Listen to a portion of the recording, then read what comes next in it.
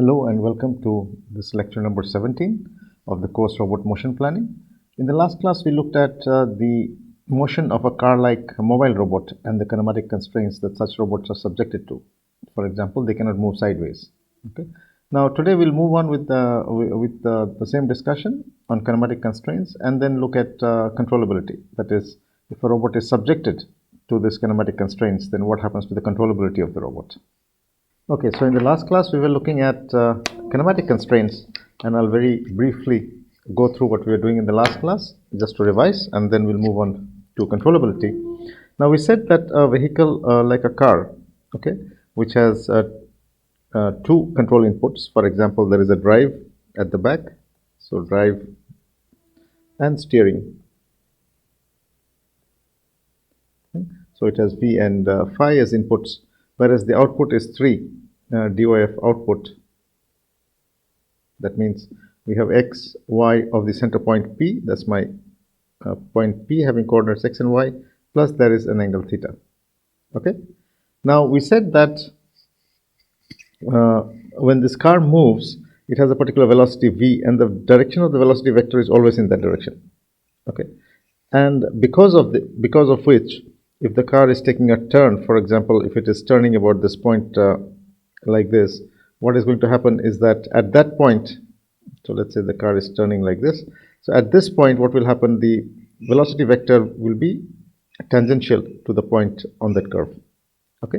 Now, because of which, because this is my velocity vector v, if I take its projection in the x direction and y direction, what we get is dx by dt is v cos theta and dy by dt is v sin theta. Okay. Now, the local axis of the car is in this direction. Let me draw the local axis also. So the local axis is in this side. That's my local axis.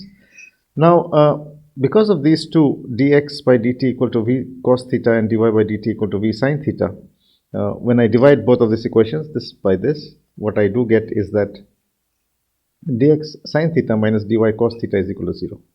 Now, this is what is the non-holonomic constraint which this robot is subjected to. And what does it mean? It basically means that when for conditions where theta is equal to 0, the velocity in the y direction will become equal to 0. And when theta is equal to 90, then the velocity in the x direction will become 0. Okay, which essentially means that the car cannot move sideways.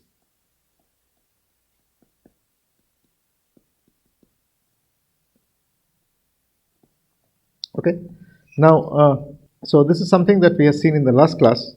Now, something to remember very carefully is that at this point, the velocity vector is tangential to the curve, because of which the car is turning, right? It's taking a curve.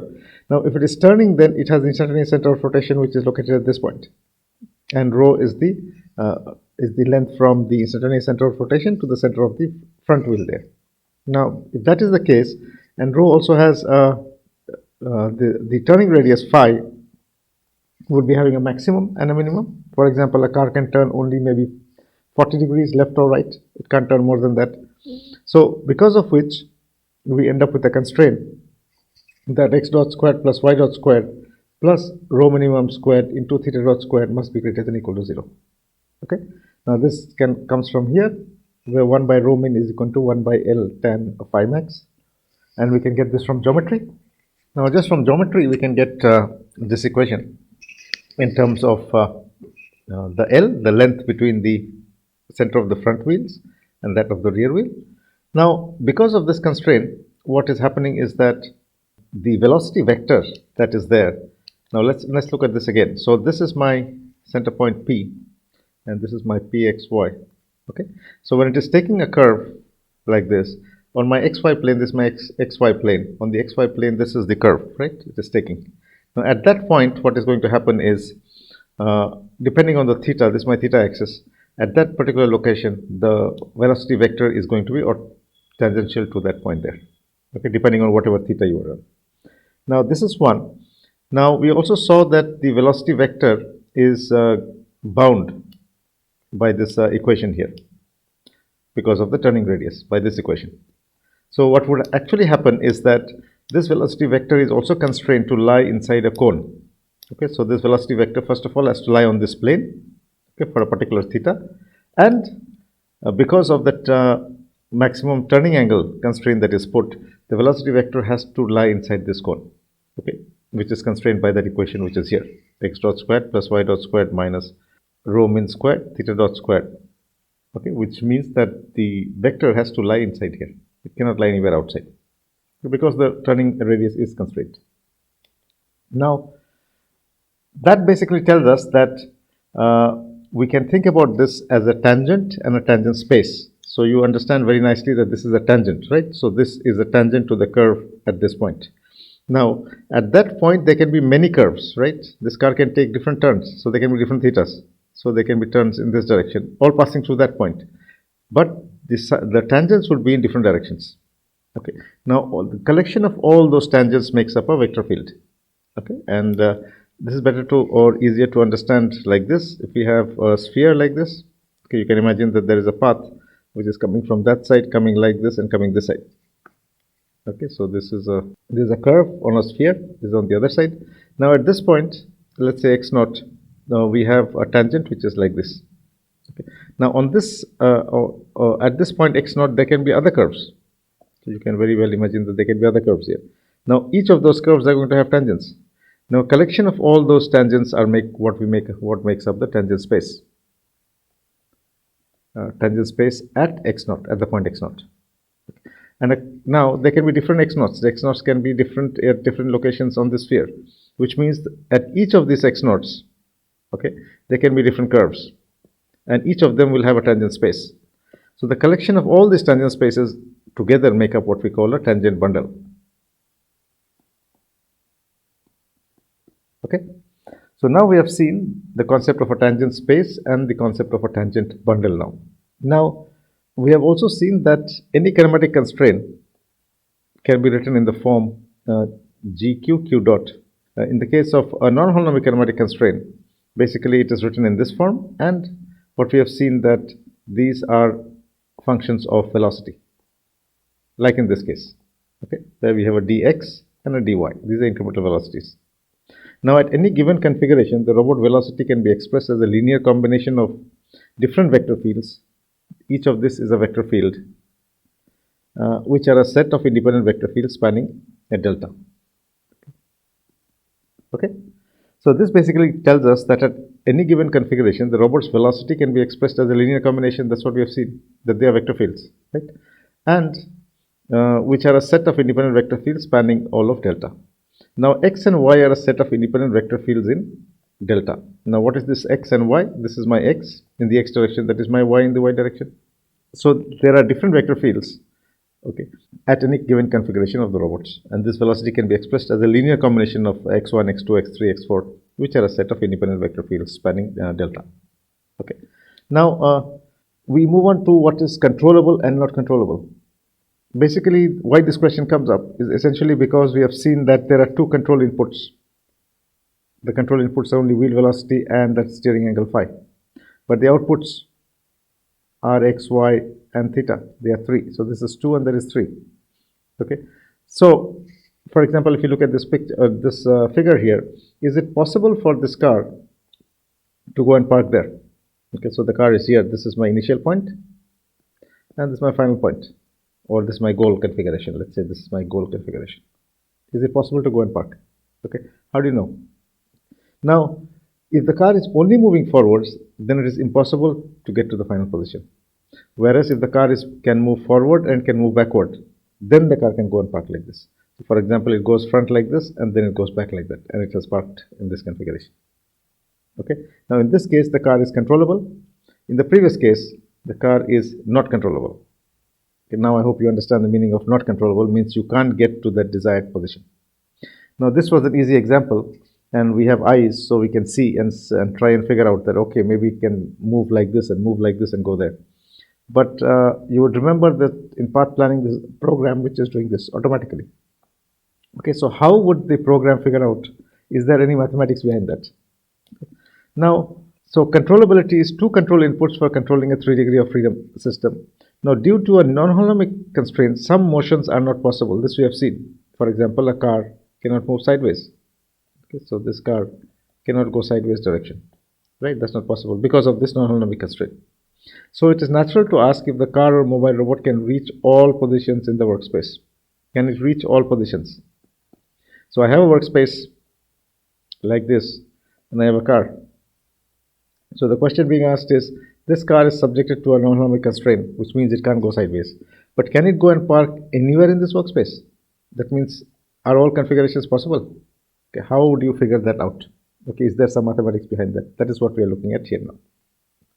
So I have a mobile robot which is subjected to a non-holonomic constraint, and I want to find out if this non-holonomic mobile robot can go and park at any configuration in this workspace. Okay. So we're trying to answer this question of controllability. So the control Lie algebra associated with delta, denoted by CLA. So CLA stands for control Lie algebra, is the smallest distribution which contains delta and is closed under the Lie bracket operations. So we'll just come to what is Lie bracket. CLA is a distribution generated by x1, x2 and all their Lie brackets successively computed. What this means, I will just come to and explain. Okay. So we are seeing this new term, control Lie algebra associated with delta, denoted by CLA. Delta is the smallest distribution which contains delta and is closed under the Lie bracket operation. CLA is the distribution generated by x1, x2 and all their Lie brackets recursively computed. Okay. Now, any two configurations, Q initial to Q final, of an open connected subset of C is the configuration space, can be connected by a physical path by following the flow of a finite sequence of vectors of delta if and only if the dimension of CLA is M. Okay, that means that the control Lie algebra of delta is M, which is the dimension of the configuration space. Okay, let us try to understand this by looking. I'll just come back to this page again, but let us look at this example. Okay, what I'm trying to explain here, or what this mathematics is all about. So first of all, it says that suppose there is a mobile robot which cannot go sideways. Okay, in that case, by a combination of motions, can it actually go and park sideways? Okay, for example, this is a mobile robot. This is a car kind of a mobile robot. Now we know it cannot go sideways. Okay, but then by making up or following different paths, can it actually successively have different paths and then finally go and park sideways? So in that case, it is not going sideways exactly and parking there, but it is probably making a series of maneuvers and then going there. Say for example, it goes like this, then comes like this, then goes like that. Okay, but it has actually gone sideways, but by following different paths, not exactly there. Now let's take the case of a wheel. Okay, now this is a wheel. Okay, as you can see in this figure, this is a wheel. Now in this wheel can rotate about its axis like that. So this, suppose I say there's an axis there, so it can rotate like this. Okay, and it can twist about this axis. So there's one more axis here about which it can turn. So this wheel can rotate and it can steer. If that is my steering axis, then it can also change its direction there. So this, it can rotate and it can become in some other direction. Okay, so there is a theta there and there is a velocity here. Now let's look at this video and it becomes clearer there. So this this vehicle or wheel can go forward like that. It can roll forward, it can rotate forward, and it can go back like that. Okay, so rotate forward and go back like that. Okay, and it can twist about its main axis. That's the steering. It can steer about the main axis. So this is my steering. It can twist like that, just like a unicycle model. Okay, so it can twist about the axis. So it has two motions. The one motion is it can go front and back. You can see that. The number two is it can twist about its axis. Okay, this is what it can do. Now the wheel cannot go sideways. Okay, see, the wheel cannot go sideways. This sideways motion is not possible because of that single non-holonomic constraint. Okay, so because of this non-holonomic velocity constraint, this robot cannot go sideways. Okay, so my question here is, we know the robot cannot go sideways. Okay, but it has these two motions. It can rotate and it can. So in that case, how would you make it go and park sideways? So just see what is being done. It is going forward. Okay. So this is my first motion. Notice this carefully. It goes forward. It rotates forward. Then it twists. The steering angle changes. Then it goes straight back. Then the steering angle changes again. Okay, I'll replay it. So here, what it is doing is, it is going forward. That is one velocity vector field. It can have different velocities, so that is a vector field. That is one. Let's call it x1. Next, it can steer. Let's call it x2. Okay, sorry. Once it goes there, it is turning. This one you can see it is turning there. So that is my x2. That's another vector field. Then it's going back in a straight line. Okay. Now because it is at an angle, you can see it has gone at an angle. That is my vector field 3. And it has again steered, that's my vector field 4. Or I can say x1 is the forward direction, x2 is the rotation, x3 is back, and x4 is minus x1, x2 again. Okay? That is what I mean by saying that this, what we are talking about here, that any two configurations, Q initial and Q final of an open connected subset of C is the configuration space, can be connected by a feasible path by following the flow of finite sequence of vectors. Okay. So we have a finite sequence of vectors, which is, it was going forward, it was changing the steering angle, then going back, changing the steering angle again. So those are a finite, it's a flow of finite sequence of vectors of delta, if and only if the dimension of CLA is M, and where M is the maximum dimension of the C space. So this basically tells us that this car, which is subjected to a single non-holonomic velocity constraint, can actually go and park if we can get a sequence of vectors x1, x2, x3 vector fields like this, and using control Lie algebra, if we can generate vector fields such that this can go and park there, and that can only happen if the dimension of the of delta is equal to the dimension of the C space. Okay. Now there's a corollary here. The corollary is any robot that is subjected to a single non-singular scalar non-holonomic equality constraint is fully controllable. That means if you have a single constraint like this, which is given here, that a car is subjected to, such systems are fully controllable. Means you can take and place them anywhere, okay, inside the workspace. Now, let us look at an example which will make it a little bit clearer. But okay, so let's look at an example which will tend to make this clearer. So what this is basically telling is that a single wheel can move sideways by combining different motions. This is x1, x2, x3, x4, like this. These are, each of this is a vector field. Okay, so this is a single wheel. Now it can rotate forward, similar to the wheel that I just showed. This can rotate about that axis, and it can steer about that axis. So it has two inputs now. There's a velocity, let's call it omega, and there's a steering angle, which is phi. Okay. Now with these two inputs, can it go to every position in every configuration in the workspace? Now the configuration has 3 dimensions, right? So the vehicle has a normal car has x, y, and theta, right? So now what we can see is, let me take the top view of this wheel. This is my top view, this is the axis. Okay. So if this is the top view, it can rotate forward. It has gone forward like this, what I just showed in the video. So it has gone like this, it has gone forward.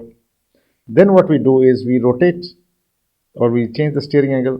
So if I change the steering angle, it comes like this. Okay. So this was x1, this is x2, it has turned in that direction. Okay.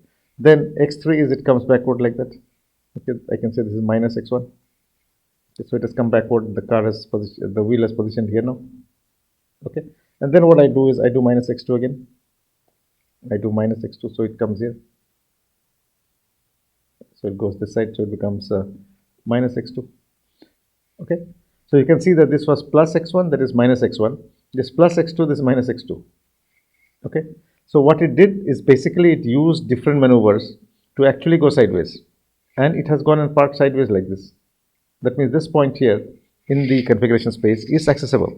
The robot cannot go sideways, or this wheel cannot go sideways, okay. But then by using different maneuvers, it can actually go and position there.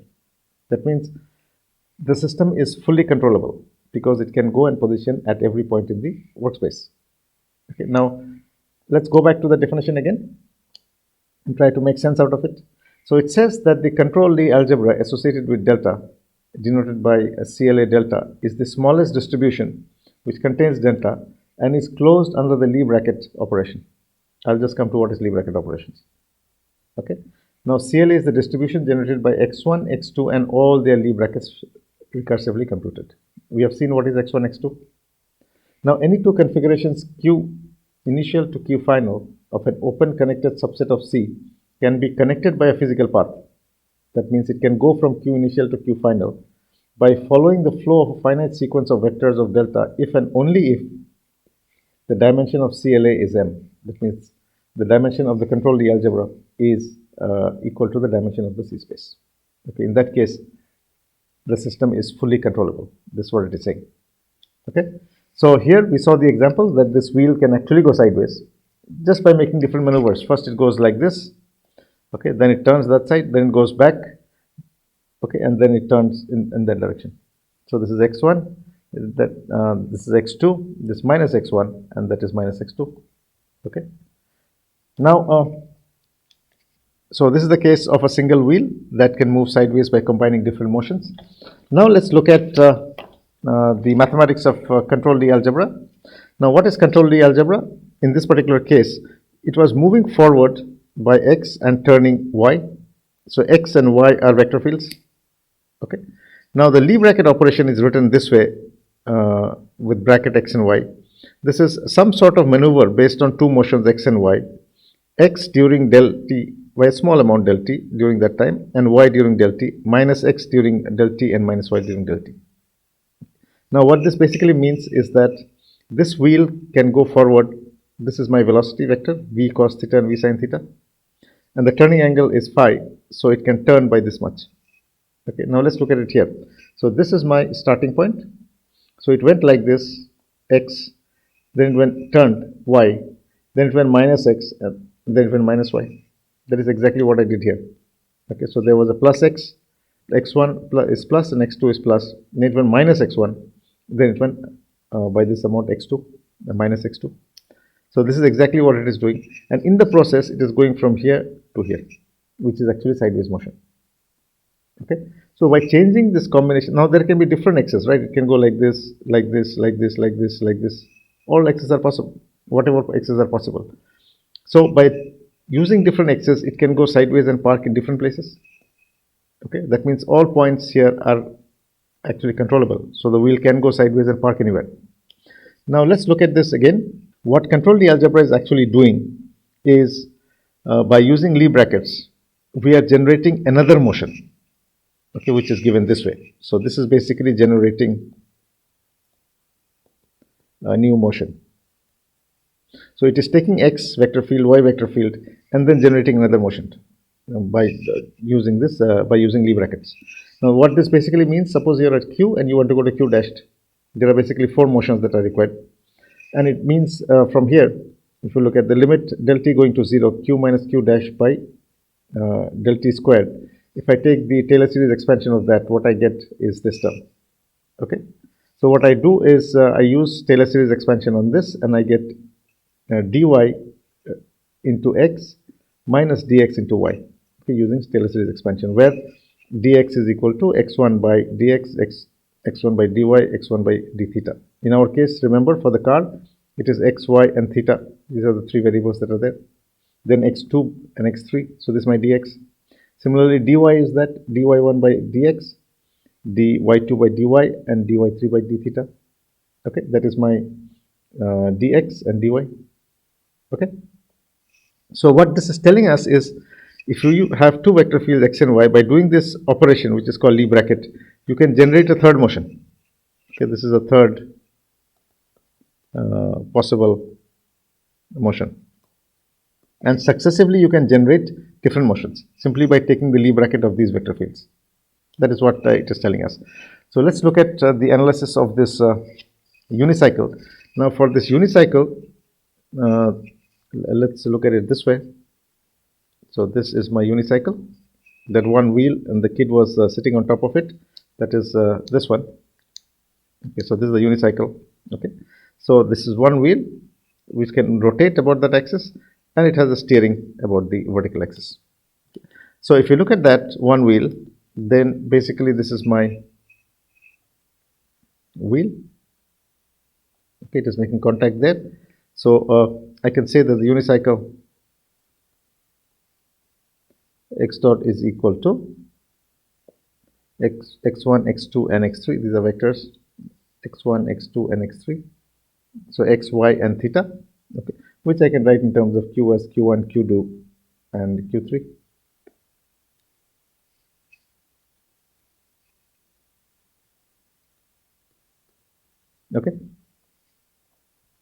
Now, in terms of velocities, I can simply put a dot there, indicating that these are, I can also find the velocity.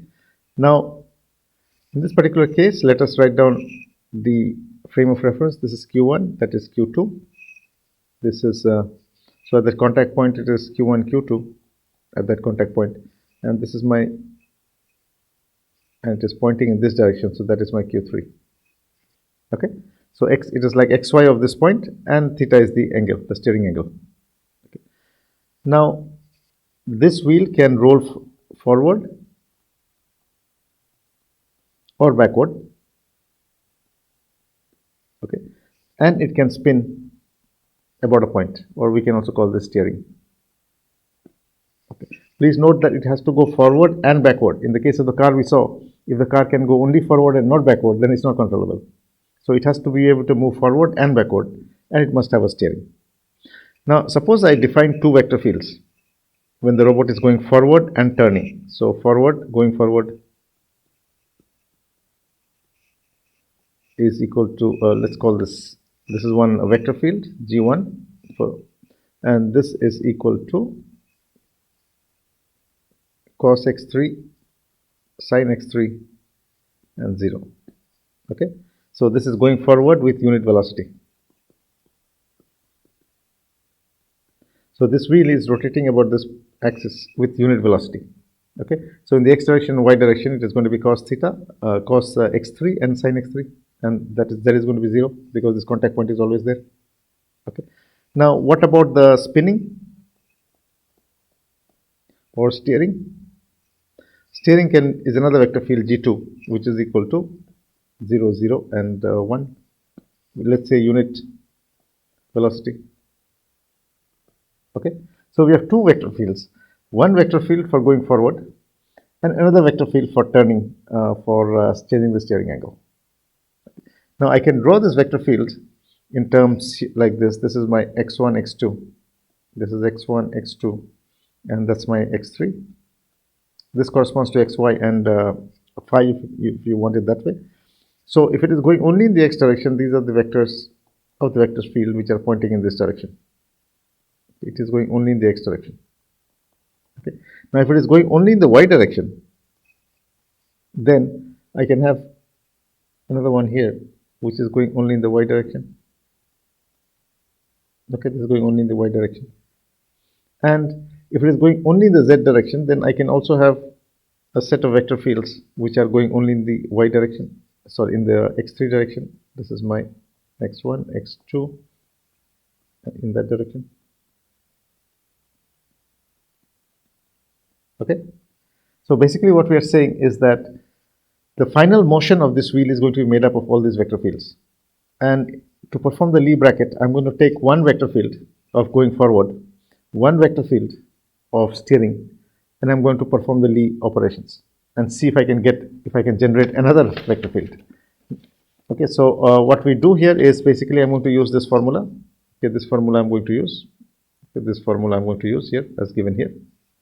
So the way we write it is G1, G2 with this bracket is equal to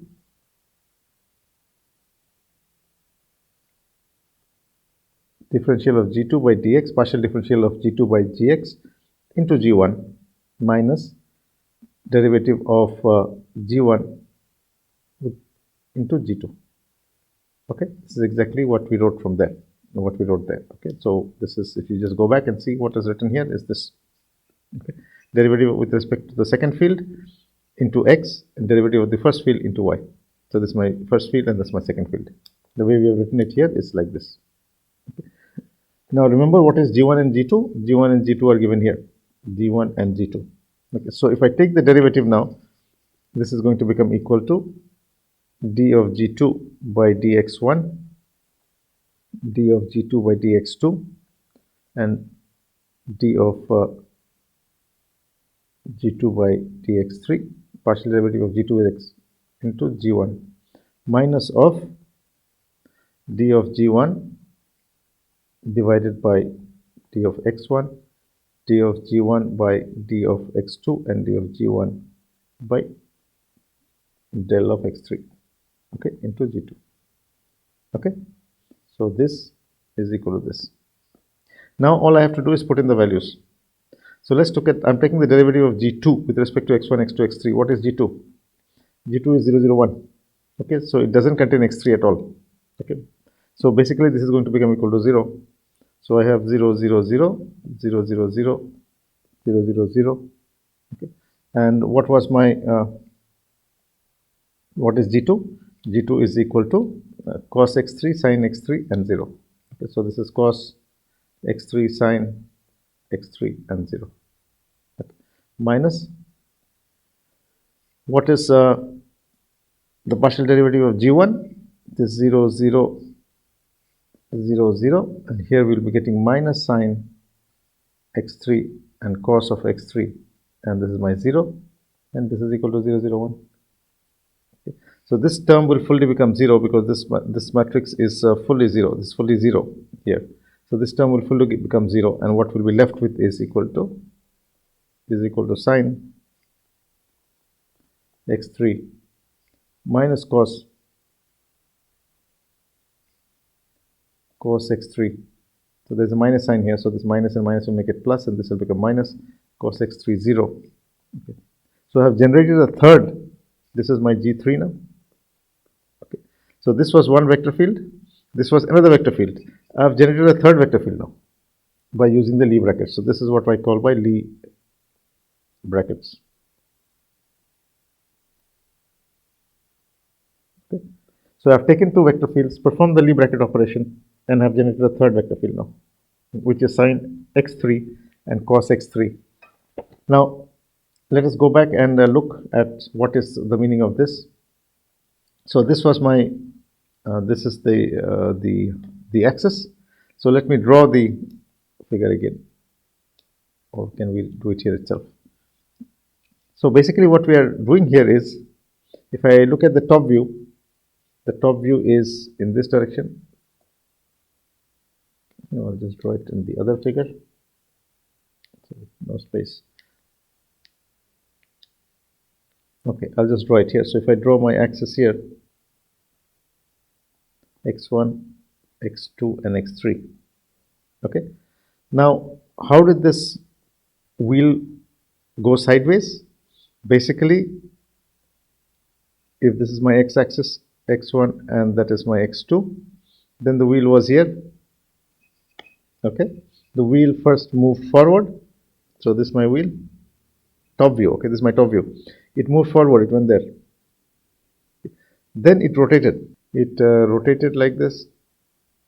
Okay, then it came backward like this. Okay, and then it rotated again. Rotated means there was a steering angle change. It became like this. That's how it went sideways from here to here. Okay, so this was one vector field x1. This is another vector field x2. This is a minus x1 and it's a minus x2. Okay, so if I draw it in terms of axis, it went in this direction. This is my g1 vector field. It went forward. Okay, then what happened is it rotated. So if it rotates, means it is using the x3 axis, so it is rotated by some angle. The steering has changed. Okay, so this is my g2. Now it has gone back again. It has gone back. This is my g1. This is minus g1, and it has come here. Now this is my minus g2.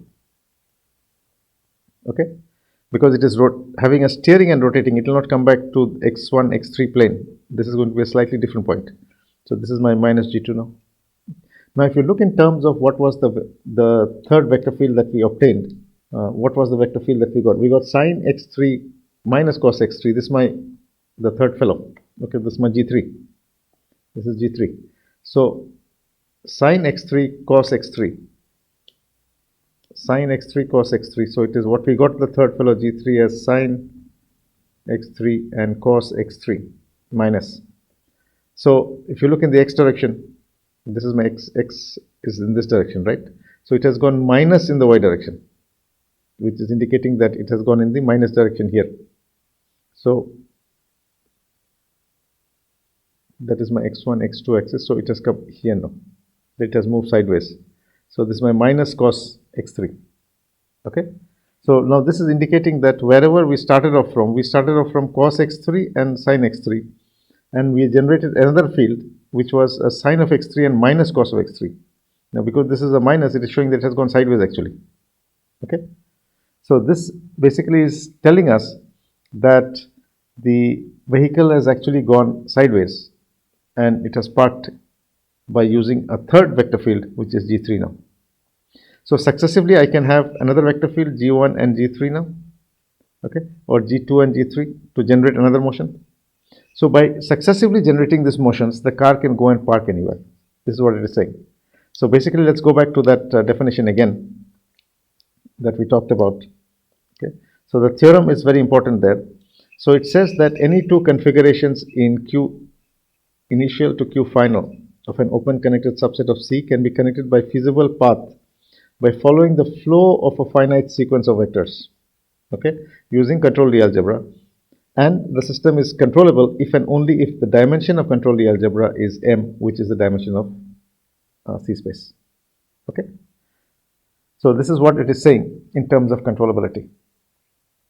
Now, and this also we can use to prove that the single wheel is actually going sideways, because by using Lie brackets we are generating a third vector field which is actually making it go sideways, means it has a velocity in that direction which can actually go sideways and go and park anywhere it wants. Okay. Now this is basically to do with controlled Lie algebra, and by using Lie brackets we can prove that there is a forward direction of motion which is given here. There is a steering motion here, but Lie brackets is giving you a third motion which is also possible, which is actually sideways. Now the sideways fellows is a combination of other two vector fields. Okay. Now by successively using different Lie brackets, so G1 and G3, G2 and G3, I'm going to generate more vector fields. So each of this will become a new vector field. It may be new, may not be new, but I can generate more vector fields, right? So this is how we use Lie brackets to try and generate other motions, okay, which apparently seem to be constrained by the non-holonomic constraints. Okay. So if the system like a car or a wheel is fully controllable, okay, because again they are subjected to a single non-holonomic constraint, and hence such systems are fully controllable. That's what we are told. That means if this is my workspace and there is a car there, you should be able to take this car and park it anywhere you like, not with one motion but with many motions, okay, following many paths. Let's look at one example here. The car is here. I want to park it sideways. Okay, I want to park it exactly here. Okay, so I want to take this car and I want to park this car sideways. We looked at the example of the single wheel robot. No, this is the case of a car. How is it possible to? It cannot go straight like that. But Lie algebra tells us that there is another vector field which can actually take it sideways. Now, how do we do that? It takes a curve like this. Okay, the car is here now. Okay, so it has taken the steering wheel. It has taken a particular angle phi. The car is here now. Then the car goes backwards. It is here now. Okay, so it has gone straight back like this. Now here it turns its steering wheel that side and then goes like this, and it has parked here now. So the car has actually gone and parked there. So there was one motion here, second motion here, and third motion there. Okay. Now because the car can have different steering angles, of course there is a limit to that. It has different steering angles, so it can have for different steering angles it can have this kind of a circle, okay, or it can have slightly wider circle, okay, or it can have maybe a slightly smaller circle there, depending on phi now, the turning radius. From here it can probably come backward like that and then go again. Okay. So by doing this set of motions, the robot can actually go sideways and park wherever it wants, okay, because the system is fully controllable. And we are able to prove it by showing that if it has a set of vector fields like this, we can use Lie brackets and then generate other vector fields, x1 and x2. We'll give you a third one, x3, which can be in some other direction, can be sideways. Okay. Now this is mathematically showing us that the car can actually go and park sideways using Lie brackets. Now in terms of an algorithm, how do you make the car go and park sideways. That is what is more interesting to us. Now let's look at this example a little bit more detail. What did this car actually do?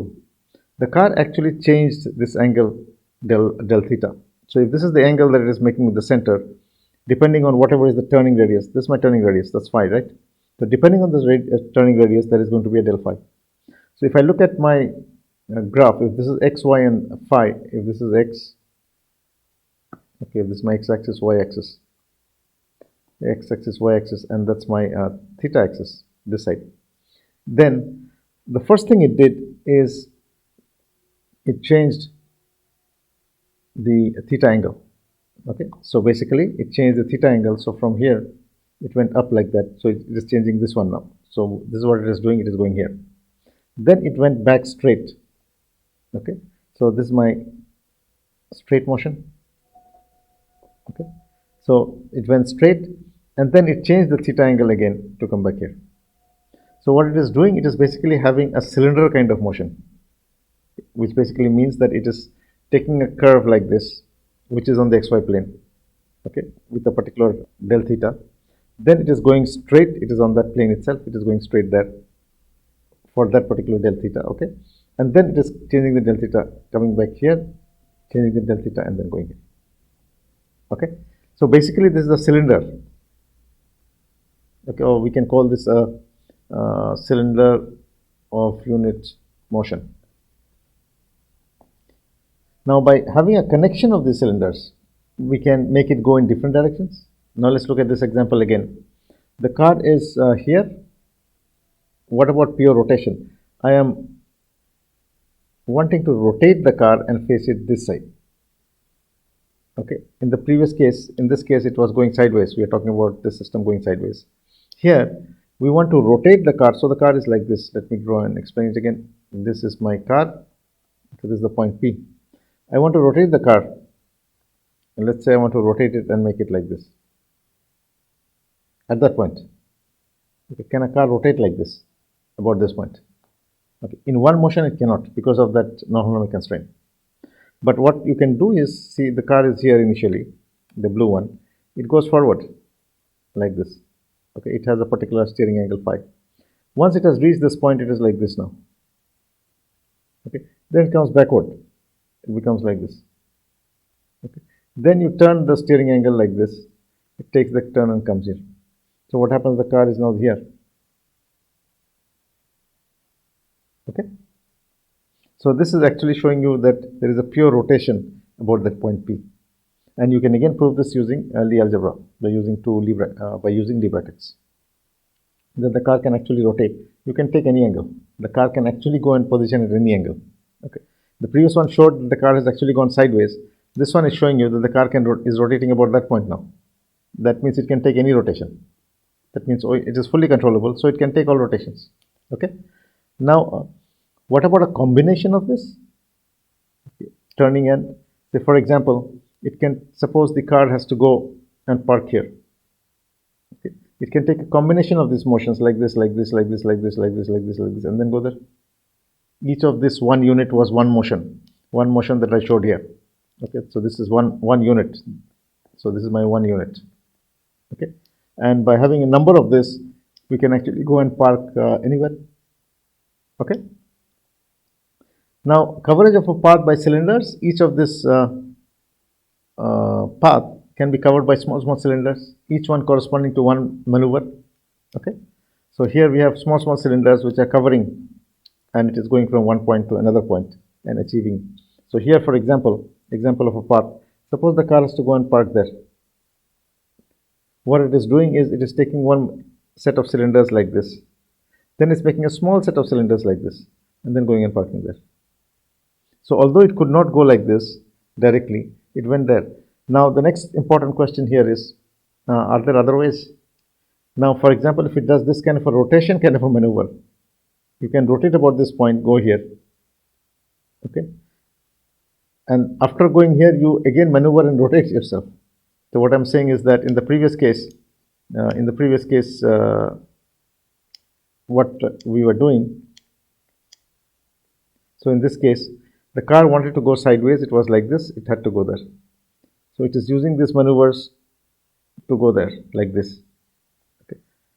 It is pointing in the forward direction. Now suppose I make it turn, rotate it like this. Let it go till there and then upright it again.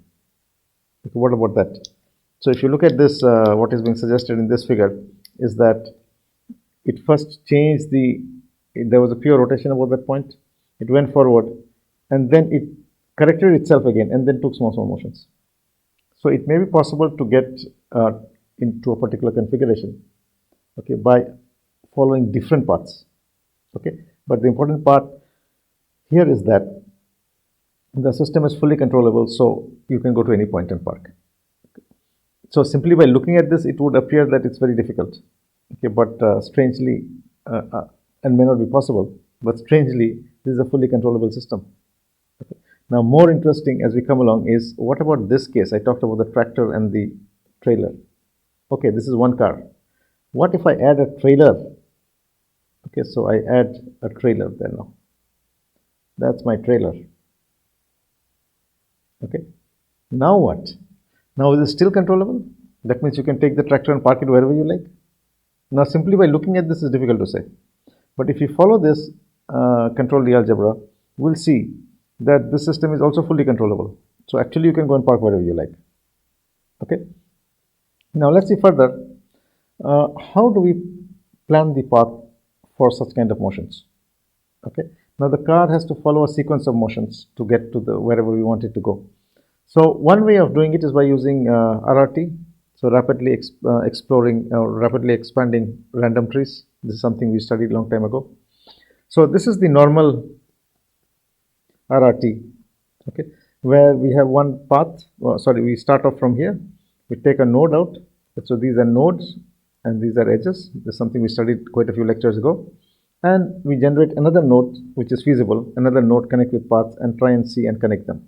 Okay, so if I have a goal point and an initial point, I can connect this tree kind of structure.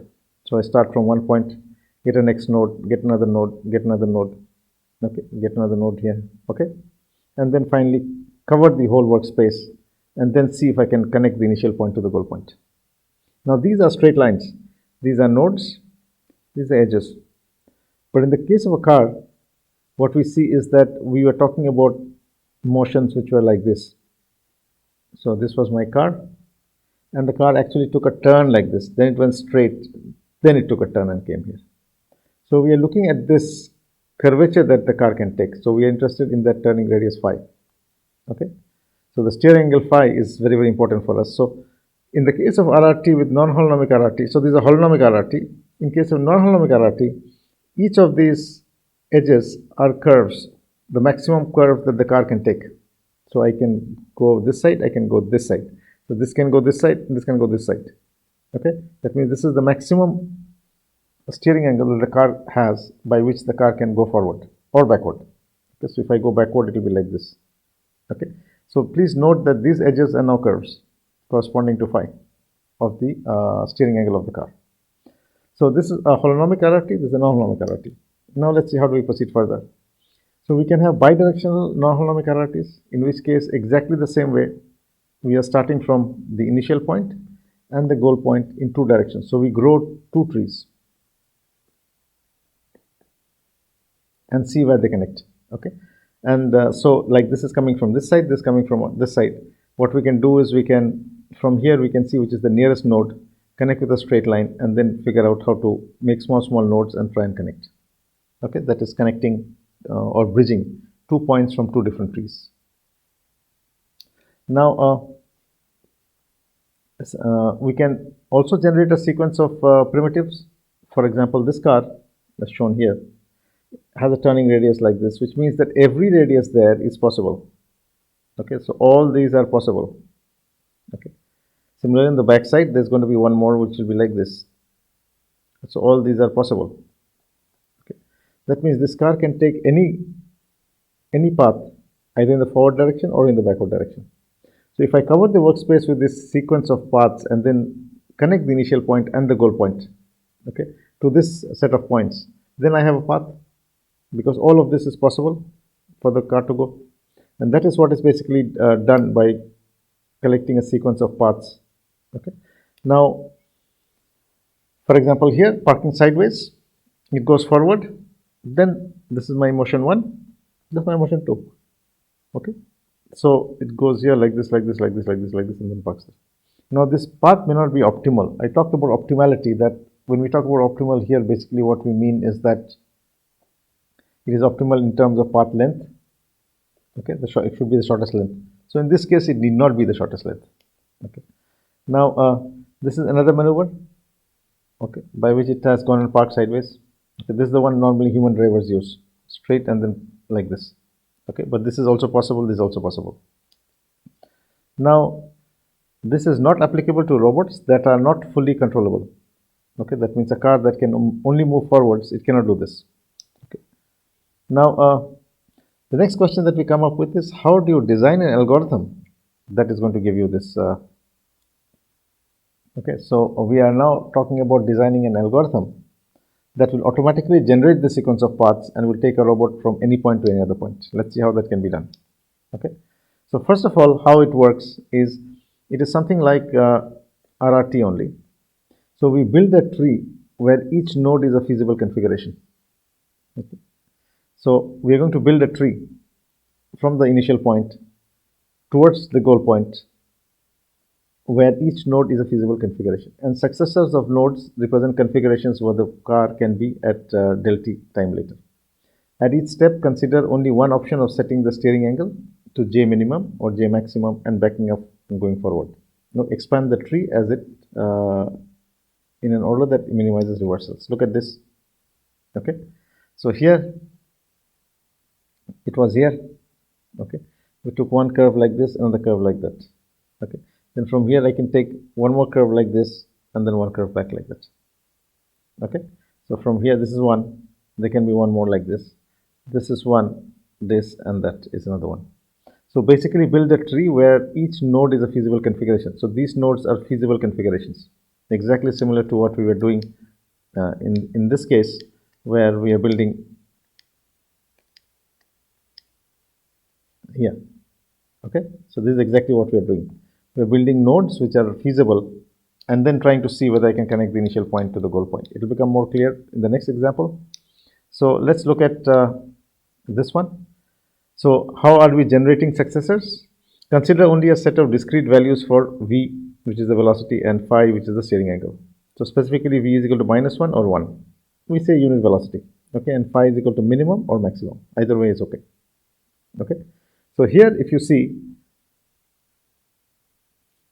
from here I'm generating one node here, another node there. So when it's going backwards, okay, it is going like this. This is one node, this is another node. This is an edge now. Okay, now suppose I generate like this, and from here I generate another one like that, another one like this, and the back side I generate one like this, like that. Okay, similarly from here I generate one that side and one this side. Okay, exactly the same way. So by doing this, I can cover the whole space. I can grow the tree, right? So this is the first one. From here, I have generated one node like this. Okay, so let's have a look at this again. So here, from here, I'm going to generate one node. So it has generated one node here, one node here, one node here, and one node here. Then it catches this node and generates another few nodes. So it has generated another one here. So it caught this one, generated another one, exactly the same way. Okay,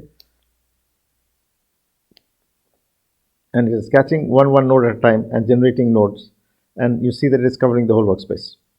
Okay, so it has covered all the workspace on all possible paths the car can take now. Now you select one path which the car can take, like this, and like this. Then it's a question of selecting a path.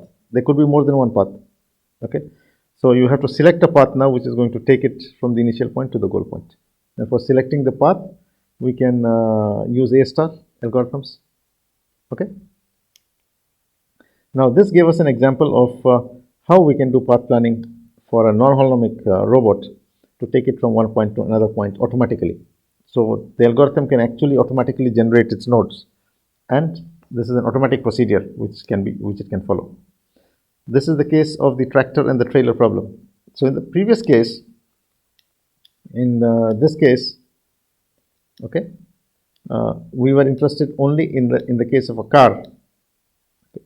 and the car was having a single non-holonomic constraint that it cannot go sideways. It's a velocity constraint. And we showed that we can have an automatic path planning method similar to RRT. Okay, so RRT for non-holonomic systems, okay, which can generate motions of the car, which is going to take the car from one point to any other point simply by generating these possible nodes and then following it up with edges. So you can see that the whole workspace is being covered. Okay. Now, in the case of a car, it's simple because the theorem clearly states that a robot subjected to a single non-holonomic equality constraint is fully controllable. So we don't worry. But now, what about here? Now, let's look at this case. So we have a tractor and a trailer. So this is my tractor. Let's say it's my tractor here. And this fellow is connected by a revolute joint, and there's a trailer at the back now. That's my trailer. Okay, that's a revolute joint then. Okay. So the first question that comes up is how many degrees of freedom does it have? Now, what about this case? If you simply look at it and you are, if you were to figure out whether it is starting from here and is going and parking like that, is it possible? Okay, it's difficult to say actually. Okay, but it's interesting that we'll prove in this case also that this system is fully controllable system, so it can go and park anywhere actually. Okay, provided it fits, of course. Okay, so in this particular case, you see, we have more degrees of freedom. This car itself has, so this kind of car is here having x, y, and theta. Okay, so let's call it theta 1 because it's more than 1 now. Now this trailer has a revolute joint there, so there is going to be another theta 2 there. Okay, so the car xy and theta 1 is the degrees of freedom of the car in front, or the tractor. The trailer has one theta 2 which is dependent on the angle of the this angle here. That's my theta 2. So in case of this full system, we have x, y, theta 1 and theta 2. So this is a 4 degree of freedom system now. Okay. So the first three are for the tractor and this fellow is for the trailer, because the angle of the trailer would depend on the theta 1 of the tractor now. Okay, that is because there's a revolute joint here.